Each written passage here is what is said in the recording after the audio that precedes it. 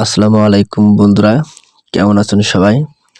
তো আজকের ভিডিওটা এনেছি, আসলে আমরা বাচ্চাদের হাতে ফোন দিতে অনেকেই খুব ভয় পেয়ে থাকি।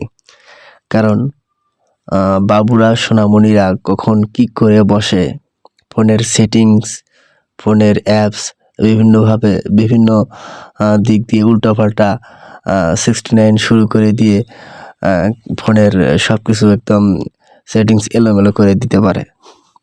তো এই ভয়ে আমরা বাচ্চাদের হাতে একদম ফোন দেই না। তো আজ থেকে আমরা ইনশাল্লাহ বাচ্চাদের হাতে, যে কোনো বাচ্চাদের হাতে ফোন দিয়ে দেব, শুধু যদি ভেঙে না ফেলে। বাচ্চাদের হাতে ফোন দেব ইনশাল্লাহ, সারাদিন বাচ্চাদের হাতে ফোন থাকবে, আপনার কিছু হবে না। তার জন্য আছে কাইডস মুড।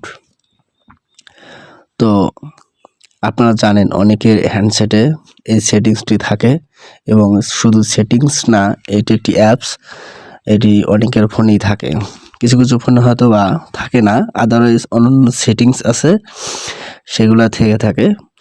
তো এই কাইডস মুড অনেক একটি গুরুত্বপূর্ণ অ্যাপস, যেটা আমরা শুধু বাচ্চাদের ক্ষেত্রে ব্যবহার করব। আমাদের সোনামণিরা অনেক সময় ফোনটি হাতে পেলে এই তো এই অ্যাপস ওই অ্যাপস, এখানে ওখানে যেখানে সেখানে খুশি ঢুকে সেটিংস সব কিছু এলোমেলো করে দেয়। তো আমরা এই কাইডস অ্যাপসে প্রবেশ করব।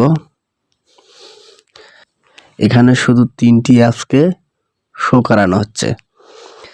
তো এই 3টি অ্যাপসে শুধু চলবে এখান থেকে 1, 2, 3।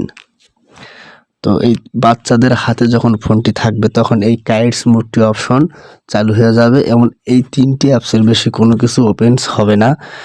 আর এখানে দেখতে পাচ্ছি আমরা সেটিংস, এবং দেখতে পাচ্ছি এক্সিট। তো এখানে এক্সিট করতে পারবো। আর এক্সিট করতে গেলে আমাদের আমাদের ফোনে যে ফিঙ্গারপ্রিন্ট লক করা আছে অথবা পাসওয়ার্ড দিয়ে লক করা আছে, সেটি দিয়ে আবার লক খুলতে হবে, তারপর এক্সিট হবে। অথবা সেটিংসে গিয়ে এটি এক্সিট করতে হবে। তো বাচ্চারা যখন যেমন খুশি আপনারা দিতে পারেন, বাচ্চাদেরকে সোনামণিদের ক্ষেত্রে এই 3টি অ্যাপস শুধু ইউজ করতে পারবে। তো সেক্ষেত্রে আমাদের ফোনের সেটিংসের এলোমেলো হওয়ার সম্ভাবনা খুব কম থাকবে। আপনারা নিশ্চিন্তে সোনামণিদের হাতে ফোনটি দিয়ে রাখতে পারেন।